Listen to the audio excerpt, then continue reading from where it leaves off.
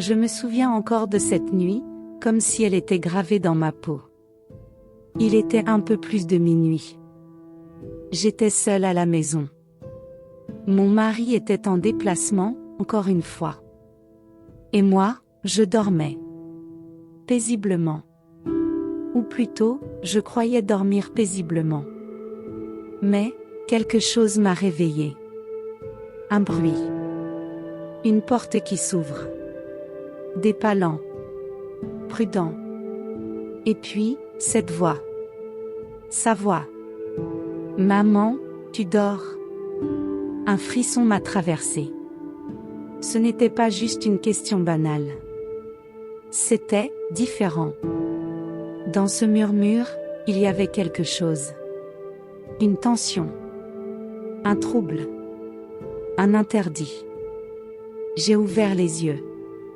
Et là, je l'ai vu. Mon fils. Alex. Debout. Dans l'embrasure de la porte. Son regard, ce n'était pas celui d'un garçon qui vient demander un verre d'eau. C'était plus lourd. Plus profond. Presque troublant.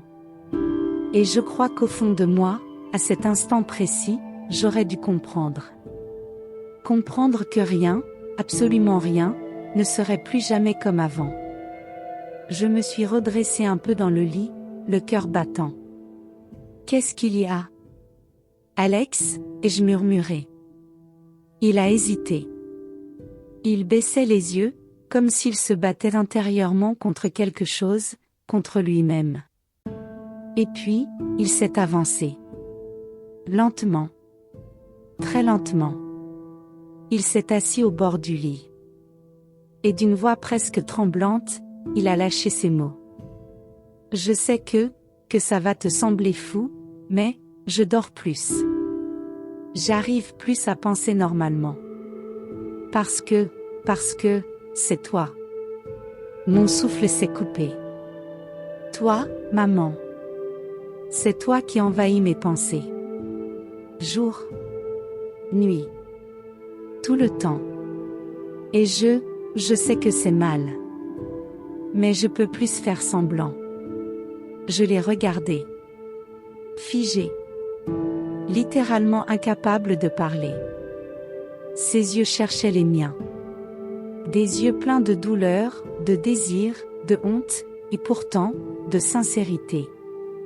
Et à cet instant précis, j'ai senti quelque chose se fissurer à l'intérieur. Une frontière invisible. Ce mur, qu'on croit infranchissable, venait de se fissurer. Je ne te demande rien, je veux juste que tu saches. Parce que ça me dévore. Parce que je peux plus le garder pour moi. Mon cœur hurlait. Mon esprit criait non.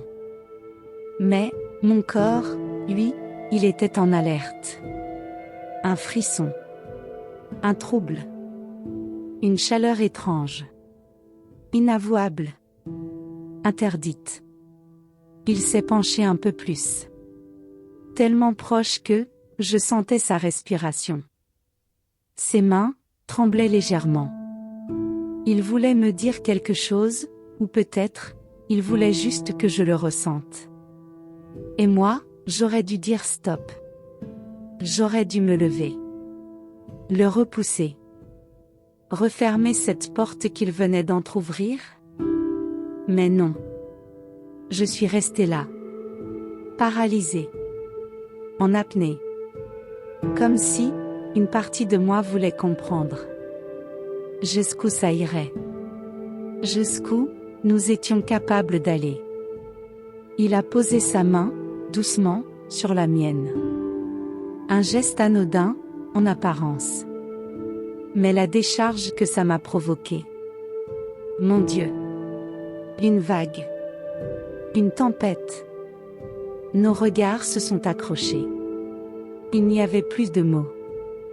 Juste, ce silence lourd. Ce silence qui dit tout. Ce silence, qui hurle l'interdit. Je le sentais. Il luttait. Moi aussi. Mais ce qui nous retenait, devenait de plus en plus fragile. Plus mince. Plus dangereux. Je veux juste rester là. Avec toi. Juste te sentir près de moi. Rien d'autre. Je te le promets. C'était un mensonge. On le savait tous les deux. Rien n'était plus innocent. Rien. Il s'est glissé un peu plus près. Trop près. Mon corps entier était en alerte. Chaque frisson. Chaque battement de cœur. Chaque respiration était devenue presque douloureuse. Je sentais sa main effleurer la mienne, puis remonter lentement sur mon bras. Une caresse légère. Inoffensive, en apparence. Mais mon esprit savait. Mon corps savait. Que ce n'était plus ce que ça aurait dû être. Nos fronts se sont touchés. Nos souffles se sont mêlés. Et là, le temps s'est suspendu. Plus rien n'existait. Pas la maison. Pas le monde extérieur. Rien. Juste lui, et moi, et ce vide, qu'on était en train de remplir d'un interdit qu'aucun de nous n'avait eu le courage de fuir. Il a murmuré, « Je sais que c'est mal, mais pourquoi ça me semble si juste, quand je suis près de toi ?» Et moi, je n'ai pas répondu. Parce que je n'avais plus de mots. Plus d'arguments. Plus de barrières. Son front contre le mien, ses lèvres à quelques millimètres, ce n'était plus une question de si. C'était quand. Et quand elles ont frôlé les miennes, doucement, timidement, presque comme une question silencieuse, je n'ai pas bougé. Je n'ai pas fui. Je n'ai pas dit non. Parce qu'à cet instant précis, je ne le voulais pas. Le lendemain matin, tout semblait normal. En apparence. La maison était la même. Le soleil entrait par la fenêtre. Le café était sur la table. Et lui, il était là. Comme toujours. Comme si rien ne s'était passé. Comme si tout était normal. Mais dans nos regards, tout avait changé. Chaque geste. Chaque silence. Chaque frôlement. Chargé d'un poids invisible. D'un secret lourd. D'un interdit permanent. Personne ne pouvait le deviner. Aux yeux du monde, il restait ce fils attentionné, aimant. Celui qui s'occupe de sa mère pendant que son père est loin. Celui qui est toujours là. Présent.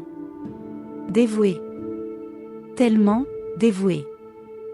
Mais nous, on savait. On savait que cette nuit-là, une frontière avait été franchie. Que ce qu'on avait ressenti, ce qu'on avait fait, ce qu'on s'était permis de ressentir, ne s'effacerait jamais. Et le pire, c'est que même aujourd'hui, même en essayant de retrouver une vie normale, ce regard, ce moment, cette nuit, continue de vivre en nous. Silencieuse. Cachée. Interdite. Mais réelle.